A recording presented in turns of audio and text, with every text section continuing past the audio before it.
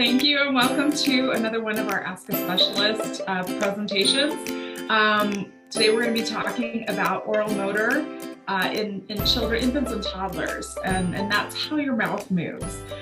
So Los Cumbres has been providing services in Los Alamos for 50 years. We currently have a wide range of services for infants, toddlers, and even teenagers. And we've been providing a wide range of services, and we've received a grant from the county, which has made this available for us, made it possible for us to provide these Ask a Specialist programs, as well as more services here in town. And we're really excited about it. I'm here with Molly. So if you have any questions, you can always go onto our website and submit any questions about any of our programs that you've seen. They will be posted on YouTube, and you can still go onto our website and ask questions about them. There is an Ask a Specialist area on our website where you can go and see that. I'm Abby Nelson. I've been working with Las Cumbres for the last 6 years. 3 of my 4 children have gone through the Las Cumbres Early Intervention Program, the FIT program, Family Infant Toddler Program. And Las Cumbres was my support system during that time when my children were little and going through this whole process of speech therapy, physical therapy, whatever they needed. Las Cumbres was my support system. And so now it feels like I'm giving back to the next, batch of kids that get to go through this program, and I'm really passionate about it, and I really love it. And this is Molly Palmer. Hi, I'm Molly, and I'm a speech language pathologist. I've been working in the field for about 10 years, and ever since I was, got my first toddler in grad school clinic, I have loved early intervention. It's my favorite age, and I think it's such an honor to be able to work with kids and families during the period of the most rapid development of a person's entire life. So I love early intervention, and I'm really excited to talk about oral motor milestones today. So we're going to be talking about what is oral motor development? Why should I care about that? What milestones should I look out for at each stage? And when should I get help? When would I know if something was off? And I have to say, when my kids were little, I didn't know anything about oral motor and that it was even a thing. And the more I've learned, the more I'm fascinated by it, and how many things affect oral motor, and that oral motor affects other things. And it's really complex. It's a really complex, a lot more complex than we're going to be presenting today. We're going to be giving you the basics here. So it's a much larger conversation. What can cause it? What it can affect? And so what we're going to do is talk about basic milestones and when there's things you might see if there is a concern. Oral motor milestones, what to expect and when to get help. Okay, so what is oral motor development? First of all, oral motor development refers to the use and function of the lips, the tongue, the jaw, teeth, the hard and soft palate,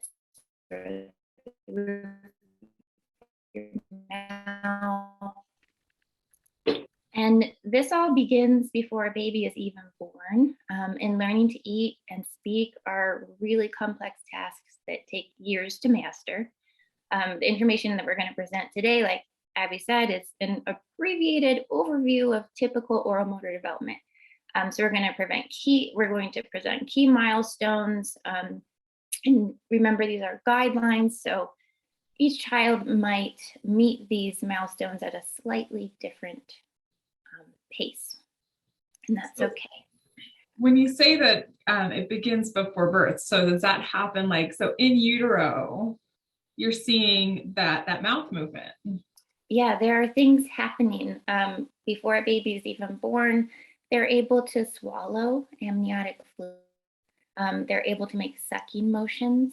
There's some really precious photos out there of babies in utero actually sucking their thumb.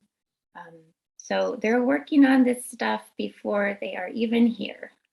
And if if you have a premature baby, always remember to adjust their age when you're looking at milestones. That's really good feedback, because there's, a lot of times I've actually spoken to some parents who are that, okay, my child was premature, but what should I be looking for in terms of delays?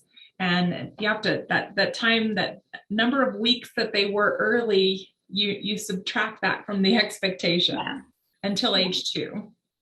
And some of these things like sucking reflex develops around 36 weeks gestational age. So if your baby was born at 30 weeks, they wouldn't have developed that sucking reflex yet. So there's a lot to consider with preemies, and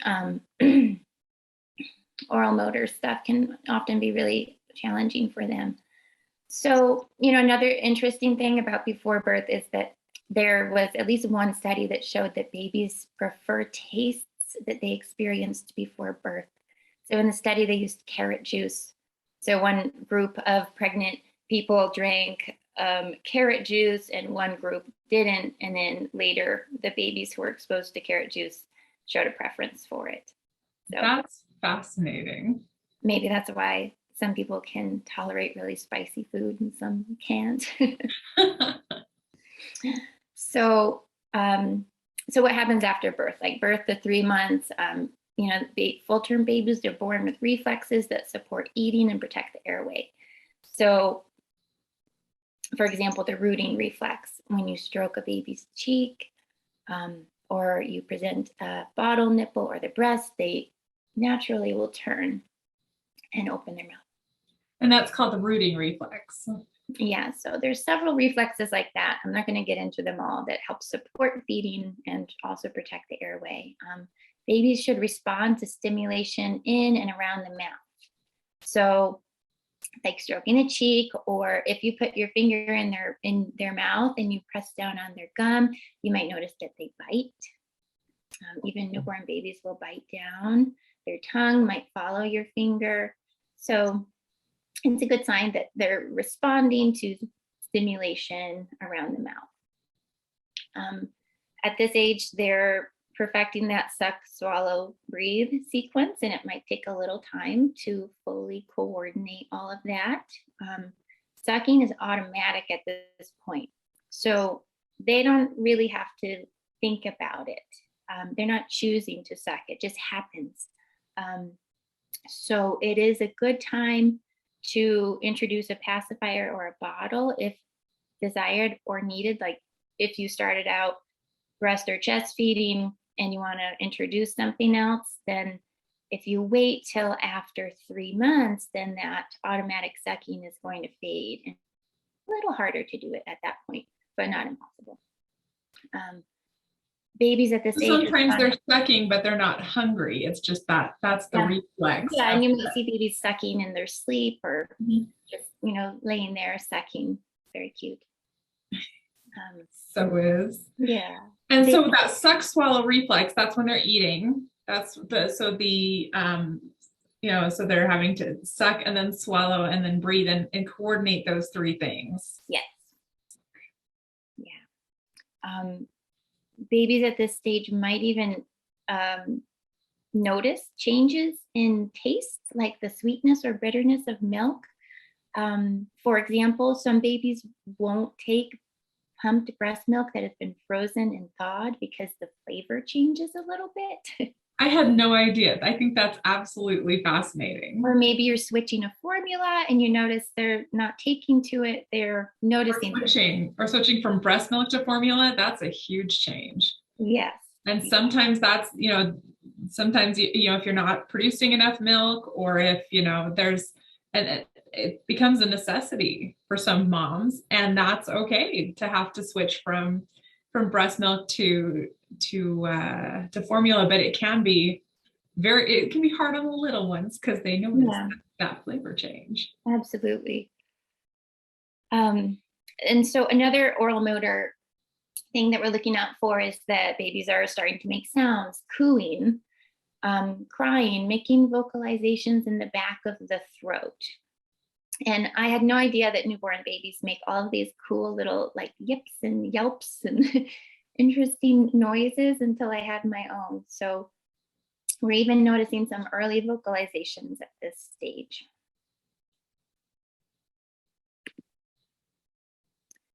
All right, so 3 to 6 months, we're transitioning to volitional sucking. So the baby's no longer relying on the reflex. They're choosing to suck or not. They should be mouthing their hands, assisting with holding own bottle if they use one, maybe showing interest in what others are eating, reaching for food or objects. And then once you do, closer to 6 months, when you do start offering purees, you want to see that their mouth is opening for the spoon. They can close their lips around the spoon. And you want to see that they are able to move the puree with their tongue to the back of their mouth to swallow, rather than pushing it out with the tongue. And that'll happen in the beginning when you first start purees, because I noticed that with my kids, like each one of them sort of happened at a different age, because I have 4, but they all sort of like were ready for that. And that's sort of how they were ready, is whether or not they were pushing the food out or if they were able to swallow those purees. And I have to like, it's such a wide range of ages of babies who are ready for that. And so, because, there's a lot of organization that goes on with that, being able to move it around your mouth and then swallow it. So opening, closing, move it around and swallow. It's a lot of organizing. Yeah, it is. There's a lot going on. And didn't you see, Abby, that some of your kids started puree really early and some a little later? I had a daughter who we kept presenting it to her, but she didn't start on solids until she was 9 months. And, we kept presenting it to her. She just wasn't ready and really had no interest and was fine. And then I also had a son who was very early, and with doctor recommendation, we actually started him on purees and cereal at 3 months. But he's an outlier because he's a giant, so it's not even right. So these are 3 to 6 months. This is a kind of a typical range, but there's going to be kids that are on either, right. Yeah. But I usually start like 5, 6 months is when I start sort of introducing to see if they're ready. Because you can see if they're ready by whether or not they, how they respond to that puree in their mouth. And I usually start with something really smooth, like baby bananas, something that's really, really smooth. And then, and sort of see how they react. And so we're on their schedule. Funny thing about babies is they don't read the books about when they're supposed to do things. Yeah, and you're going to look for other signs of readiness. You're not just going to go by, 6 months, we got to do this. You're going to be looking to see that your baby is ready and is giving you cues that they're ready, like opening their mouth for the spoon, able to sit and keep their head stable. So more to look for than just the age. At this age, they should also be starting to laugh, babble. So babbling is a little different than cooing. Cooing is, more these like throaty baby noises, and then babbling includes a consonant and a vowel like ba ba ba ba ba ba ba ba ba. Which again, it requires more oral motor control. So that as they're, building those skills, and that's the thing about like anything in development, it all is so interconnected. And so they're all like these building blocks all sort of come together. And it's really fascinating how they even get to the point where, they're talking and they're doing other things with their mouth. And it's this whole fascinating process and all the things that can affect it. It really is. So 6 to 9 months, you might see more stable head control, sitting without support, holding own bottle, introduction of a cup, lip closure improves so baby can clean the spoon with their lips. The tongue is moving consistently to the side to gather food, bring it back to the center, swallow. Baby may be eating a variety of pureed fruits, vegetables, and meats, and vocalizing syllables like ba, da, ma, ah, and even combining syllables like ah, ba.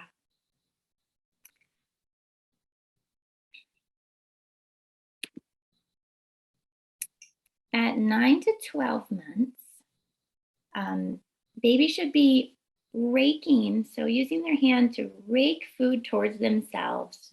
They might be developing a pincer grasp, starting to feed themselves with their fingers, experimenting with cup drinking. So you will probably have introduced a cup by now,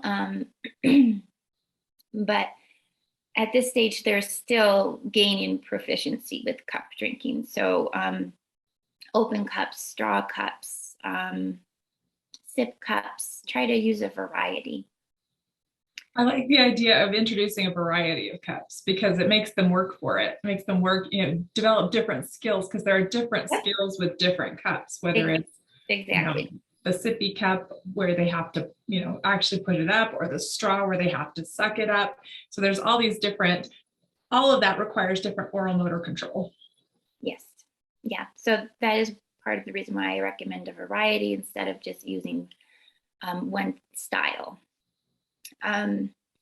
So the baby could now transition to more textured purees. So that could be fun, or not. Or not, depending on the kid. Gagging. You might see a little bit of gagging. You shouldn't see a ton of gagging, but it can be when all of a sudden their food is getting lumpier. They should be able to bite off a piece of a meltable food, like a veggie straw, something that melts in your mouth pretty easily with assistance. You'll notice some chewing and munching of soft foods. They're working on their more adult-like chewing, but you'll see more of this like up and down munching, which is gradually becoming a more like circular adult-like chew. They may not be as messy at this stage. They have a more controlled bite. They can clean food from their lips with their tongue. Try not to wipe too much because it's good for them to feel that food there so that they learn to do something about it and they gain that awareness. We're also going to see them vocalizing frequently, imitating non-speech sounds, sound effects. They may be combining a consonant and a vowel to make a simple word like bye or go or hi.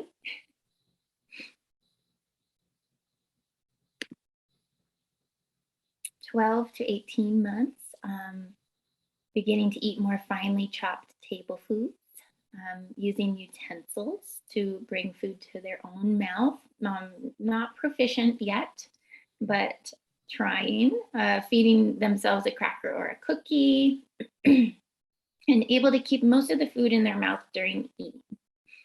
They're not losing too much at the side or up the front. You're hopefully not going to notice as much drooling at this stage unless they are teething or really congested.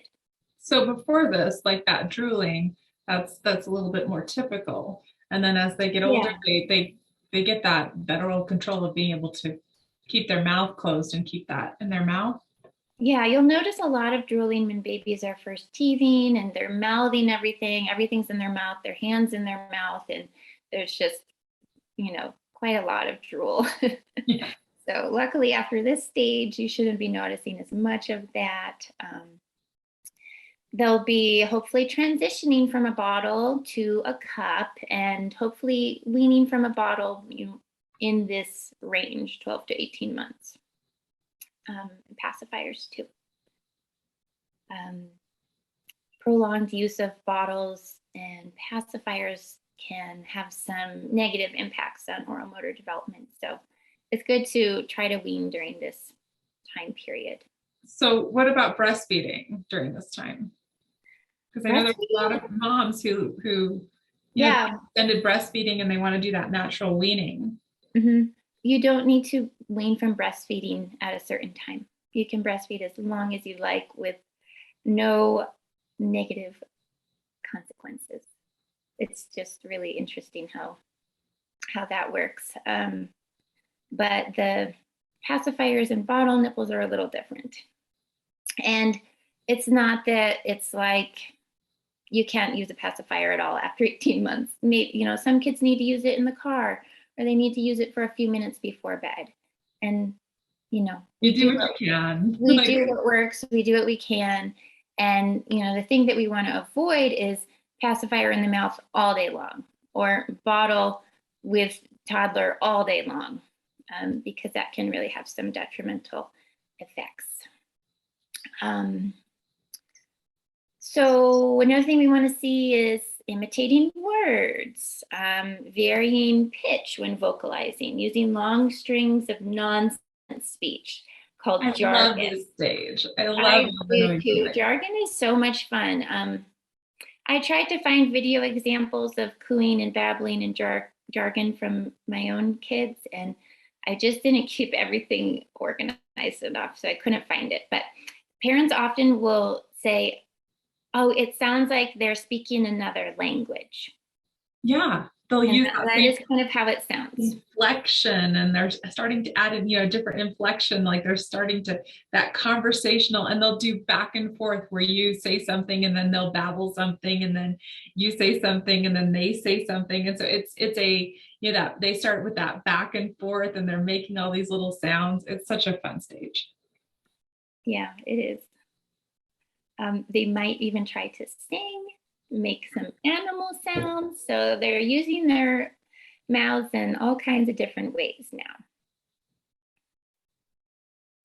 18 to 24 months, they're getting better with using utensils to feed themselves. Their chewing skills improve for harder foods. They can try lots of different things that the whole family's eating now. They become faster and more efficient at eating. Because they want to go and destroy things. Mm-hmm.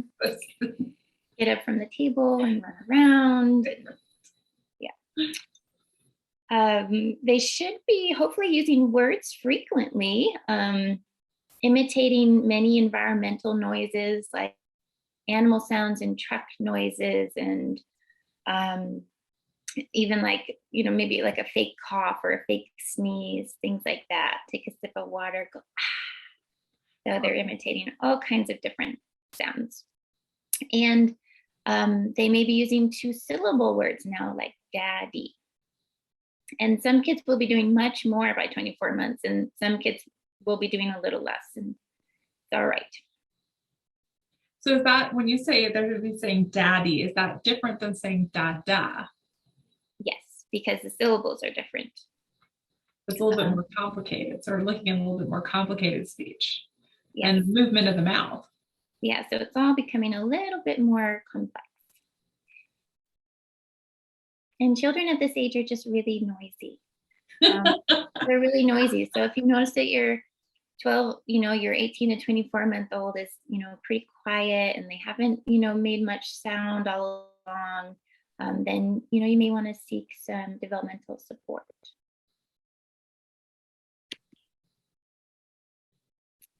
By 24 to 36 months, we want to see them drinking from an open cup, hopefully without too much spilling, chewing with their lips closed, using a more adult-like circular chewing pattern, accepting and managing more advanced textures. So, being able to eat most of what the whole family eats.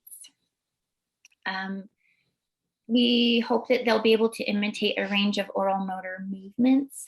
There's no, I wasn't able to find any exact guidelines on, like, when can the typical child blow out a candle or say ah, but in general, I think that you should, by this point, you should be seeing that they could imitate most oral motor actions without too much trouble.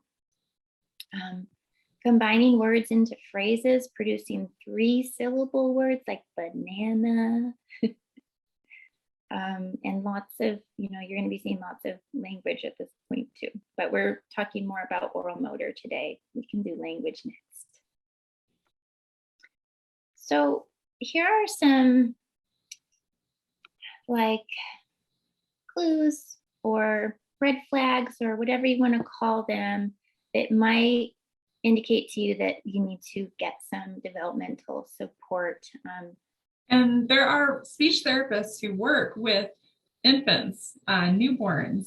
So if you have, or if you're having, and there's also, lactation consultants who work with kids who might have some oral motor concerns.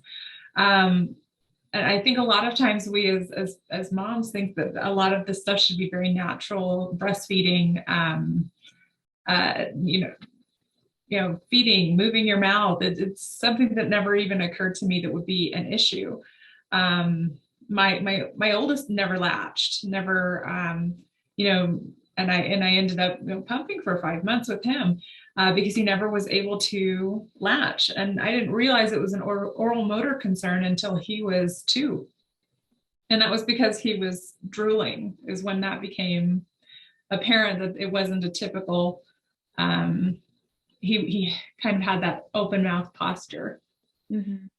Yeah, so feeding, especially feeding difficulties is often one of the first signs that something's off developmentally. So these, really early oral motor skills are often, what clues us into that maybe our child needs some developmental support.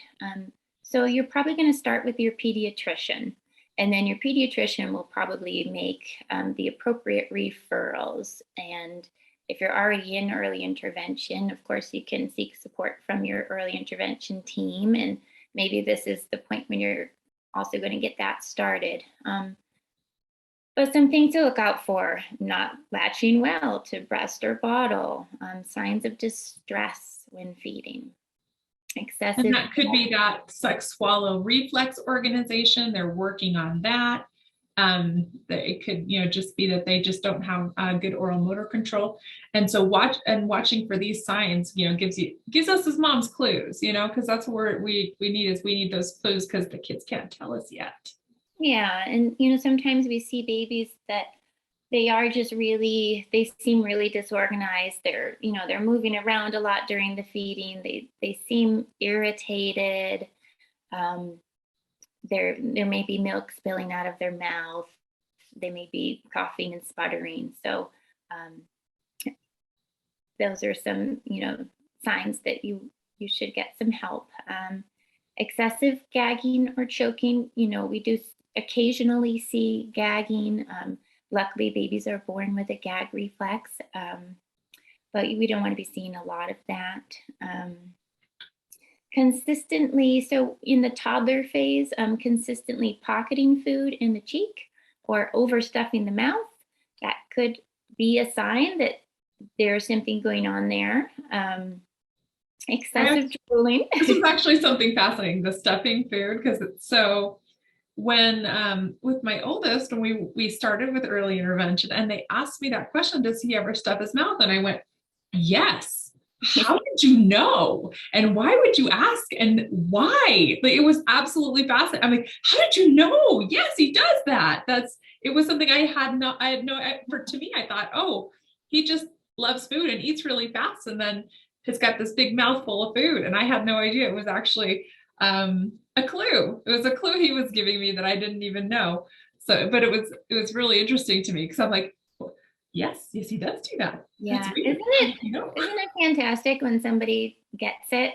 It was validating. It was very validating to know that, oh, there are these clues that they're giving me, and the reason why this is happening. Yeah. Mm-hmm. So again, excessive drooling, not related to teething. That could be another sign or clue. Persistent cough with feeding. Habitual open mouth position. So I'm guessing these are things that Abby's thinking, oh, I wish I would have known this before my first child was 2. Well, let's be real. My oldest son has a huge mouth and like big lips. And so like He would just always have those hang, like it was just, I was like, that's a big heavy lip to hold together, like the. So to me, like I was just like, it's cute. I had Yeah. no idea that these were all little signs that I should have been watching for. But when you're a new mom, you don't know. And so that's why I love these programs that we're doing, that we can sort of give moms the clues so they have the information that I didn't have, and that there's a reason for it, and that it and there's a fix. Yeah. Um, it is really great. And we work with children from birth to 3. So you can start early intervention as early as you like.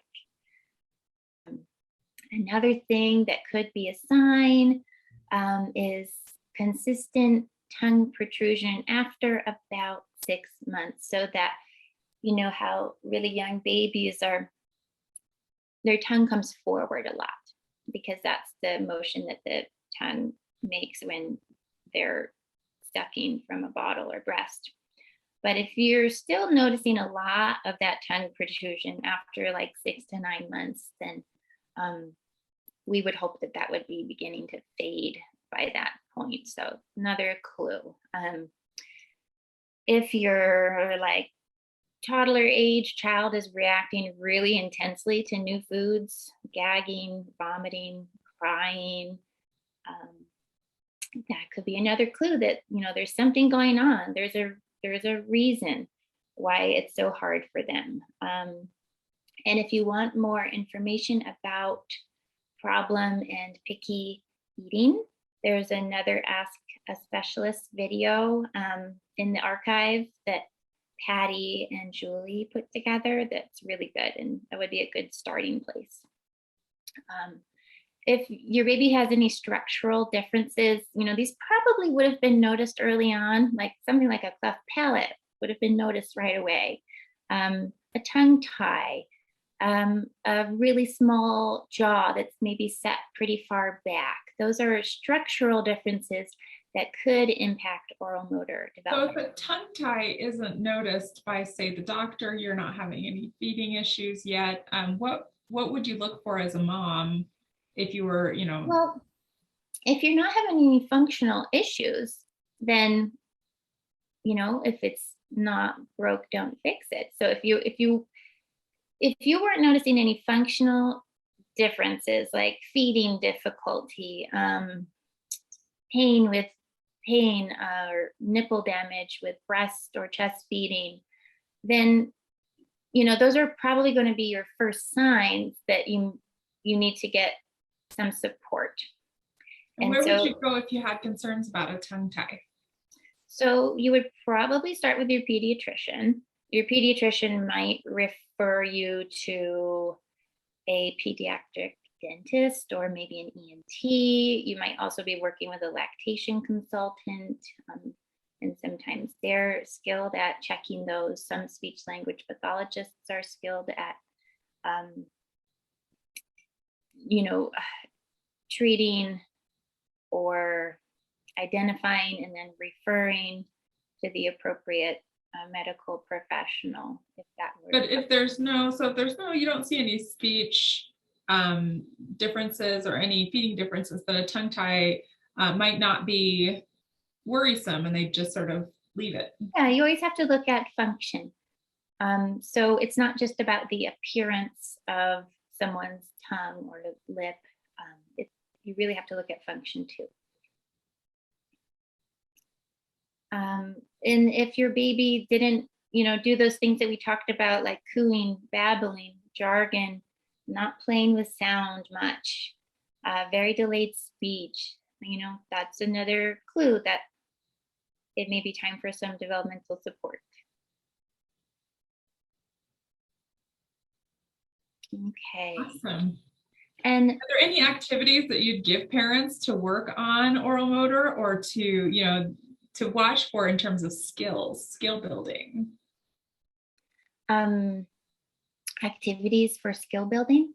Yeah. So for oral motor skills, you know, the best, you know, way to improve a skill is to do the skill. So like for if we want to get better at swallowing, we're going to be swallowing. And if we want to get better at eating, we're going to be eating. And there may be some other, supportive things that a therapist could do to help along the way. But we want to keep it really functional and meaningful so that we're. So with my son, with his, he had trouble with his lips. It was his lips and keeping them closed, and getting that, that mouth together in like an O. So we usually did activities like blowing bubbles. I mean, and what's really fun, I love, is that really like the majority of development happens through play. And so it could be making faces back and forth at each other. It could be blowing bubbles. It could be blowing out candles. It's nothing more motivating for a kid than blowing out a candle, 10 times. So, I mean, there's all these activities that we don't even know that we're doing already that are, supporting so much in development. Yeah, I mean, there's a lot. And like animal sounds, for example. Animal sounds are great for getting that consonant vowel syllable going, like moo, ba, neigh, consonant vowel.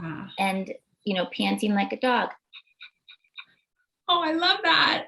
We're doing, we're getting a sound, we're getting verbal imitation, we're they're paying attention to what their mouth is doing. I love it. And also it's that back and forth. It's also that, so all of that supports. The interesting thing about development is it's all interconnected. So, I mean, that's going to support eating. That's going to support speech. That's going to support the conversation. That back and forth mimicking stuff is going to support language later on. Yeah. And, I didn't get a lot into like tips and tricks today, because the thing is that if your child's having a lot of these issues, you're going to be working with probably a team of people that are going to develop a plan that's really specific and unique to your child and your family. Absolutely. And that's the thing is while we've talked about what these sort of red flags are and what these skills are, what we haven't talked about is causation and the reasons for them. And it's because it's so complex. It's so complex. All these things that can contribute to oral motor concerns and oral motor and feeding issues. And there's so much involved with that it would not have fit into this program. Yeah. So the underlying, you'll be getting to the, to the root cause with your, your medical and your therapeutic team. And every kid's so different. And I always say that each of my kids taught me, every time I had a new kid, another baby, and I thought I knew what I was doing, they taught me that I didn't. They would teach me something else that I didn't know about development or something I didn't know about babies and their specific personality and their likes and dislikes. And their development looked different than my other kids' development. And everyone taught me that I knew nothing. So your baby isn't going to look like my baby. And the causation of any kind of concern is going to be different. And the approach is going to be different. And that's going to be specific. But if you do have any concerns or questions, I would encourage parents to approach your pediatrician. And then you can also reach out to early intervention. Las Cumbres is, we do evaluations here in town, and we do, and it's all free. Early intervention in New Mexico is free. So even if you just have questions or concerns, please call. We're happy to talk to you. Yeah, we are. And the thing that I love most about early intervention is that it's for the whole family, and each family is getting something a little bit different because we're really tailoring it to your child and what works and what doesn't work for them, and that may not look exactly like it does for somebody else.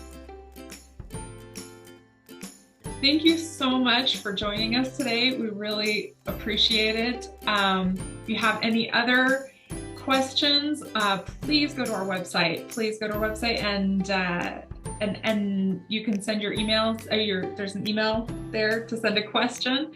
You can also reach out to our Los Alamos office or our Espanola office. And then we also have our drop-in clinics on Mondays from 9 to 12. So if you ever just have a question, you can drop by our office at 1060 Nugget Street in Los Alamos. And it's probably going to be me here. And I'm happy to talk with you as a parent and happy to answer any questions you might have and see any concerns that you might have about your child.